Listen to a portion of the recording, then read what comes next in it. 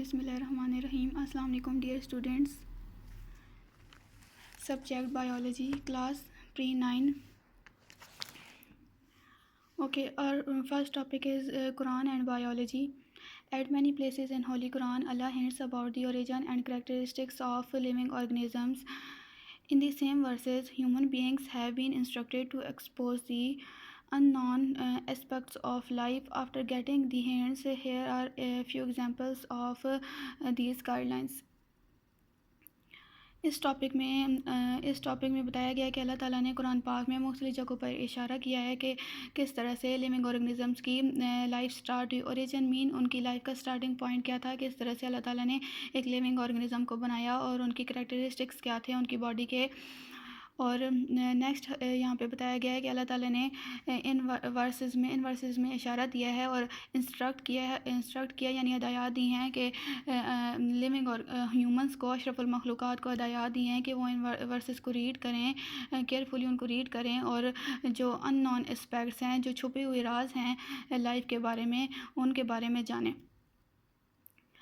Now here your task is read these verses carefully and think about the relationship of these verses with biology, with research of biology about the origin of living organisms, and find some other verses in which Allah gave us hints about the origin of life. Now I translate first verse in which Allah said we made every living thing from water. جس طرح سے first ورس میں یہاں پہ اللہ تعالیٰ نے بتایا کہ ہم نے ہر لیونگ آرگنزم کو واٹر سے بنایا ہے. اور اب سائنس کی جو ریسرچ ہے وہ اس بارے میں کیا کہتی ہے کہ وی نو ڈیٹ, ہم جانتے ہیں water makes 60 to 70% of the composition of protoplasm of all living organism, کہ ہماری باڈی کا 60 to 70% جو ہے وہ واٹر ہے. ہم یہ بات جانتے ہیں. The universe hints at the common origin of all living organism in water. جس طرح سے ابو جو ورس ہے اس میں بھی یہی اشارہ دیا گیا ہے کہ اللہ تعالیٰ نے کہا ہے کہ ہم نے ہر لیونگ آرگنزم کو واٹر سے بنایا. اور سائنس کی ریسرچ بھی ہمیں یہی کہتی ہے, as Allah has ordered human beings to think at the hints given by him, we should study living things so that the mysteries of their origin can be revealed. اب یہاں پہ جس طرح سے کہا گیا ہے کہ اللہ تعالیٰ نے انسانوں کو حکم دیا ہے, ہیومن بینگس کو حکم دیا ہے کہ وہ ان اشاروں کے بارے میں جو انہوں نے ہینٹس دیے ہیں ان کے بارے میں سوچیں, کریٹیو تھنکنگ پیدا کریں اپنے اندر, تاکہ اور ہمیں یہ چاہیے کہ ہم اسٹڈی کریں لیونگ آرگنزمس کو, تاکہ ان کی زندگی کا ان کی لائف کا جو پوائنٹ آف اوریجن ہے اس کے بارے میں جو مسٹریز ہیں, جو راز ہیں, وہ ہم تک پہنچ سکیں, ہم ان کے بارے میں جان سکیں. ایک نیکسٹ جو ورس ہے جس میں اللہ تعالیٰ نے کہا ہے کہ he made man from clay like the potter. Allah تعالیٰ نے کہا ہے کہ ہم نے انسان کو مٹی سے بنایا ہے. جس طرح سے ایک پاٹر یعنی ایک جو مٹی کے برتن بنانے والا, جس طرح سے ایک شخص جو ہے جو مٹی سے برتن بناتا ہے, بالکل اسی طرح سے اللہ تعالیٰ نے یہاں پہ بتایا ہے کہ ہم نے انسان کو مٹی سے بنایا ہے.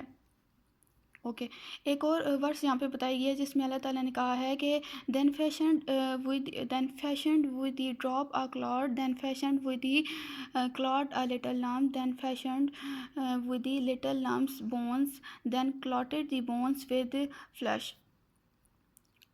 اور پھر اس ورس میں اللہ تعالیٰ نے کہا کہ پھر ہم نے ارینج کیا, پھر ہم نے ایک مینر دیا, ایک سٹائل کے ساتھ. فیشن کے ڈفرینٹ میننگ یہاں پہ آ جاتے ہیں, مینر, سٹائل, وے, اس طور کے ساتھ ارینج کیا کہ ہم نے کیا کیا کہ ہم نے ایک لیکوڈ بال بنایا. اس کے بعد ہم نے اس کو لٹل لمپ کا یہاں پہ مطلب ہے کہ ہم نے اس میں سویلنگ کریٹ کی, اور پھر لٹل لمپ سے بونس بنائیں, پھر ان سے ہڈیاں بنائیں, اور پھر ان ہڈیوں کے اوپر ہم نے کلاٹڈ کر دیا فلیش, یعنی ہم لوگوں نے اس کے اوپر اللہ تعالیٰ نے کہا کہ پھر انہوں نے کیا کیا کہ اس کے اوپر فلیش کی کلاٹڈ کر دی, یعنی اس کے اوپر گوشت چڑھا دیا.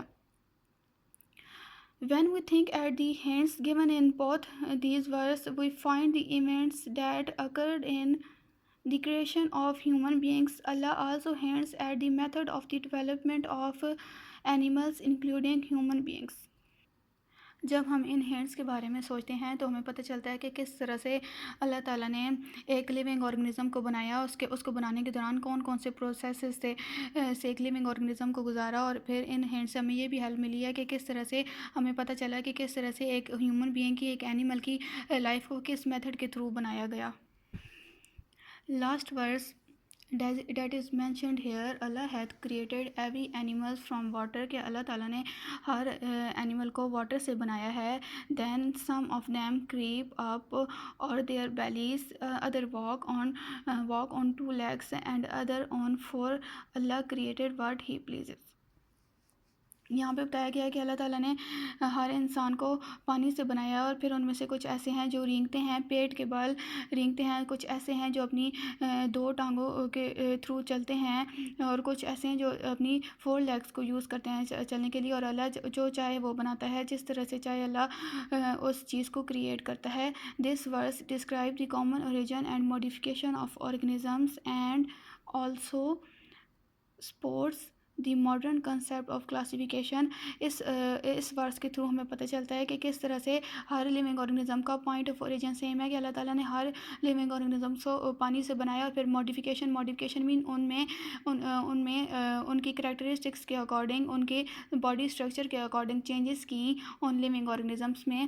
اور اس میں ہم لوگوں کو کلاسیفیکیشن کے کنسیپٹ کے بارے میں پتہ چلا کہ کس طرح سے لیونگ آرگنزم کی کلاسیفیکیشن کرنی ہے۔